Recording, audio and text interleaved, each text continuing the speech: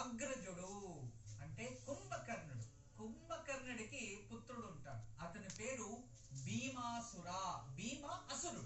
ఎక్కడ వెళ్ళినా కూడా అతనికి ఏం అడ్డొస్తావో అది తీసేస్తాడు. అంటే పెద్ద పెద్ద వృక్షాలు చేతులలో తీసి పక్కన పడేస్తాడు. అంటే 1000 ఏనుగుల కన్నా అధికమైన బలం ఉంటుంది ఆ భీమాసురుని.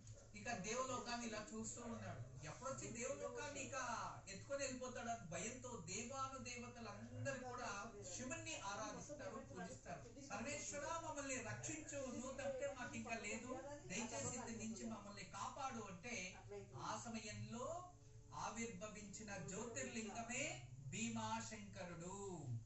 ఆ భీమాశంకరుడు అనగా అతను కూడా భక్తుడే, శివభక్తుడే.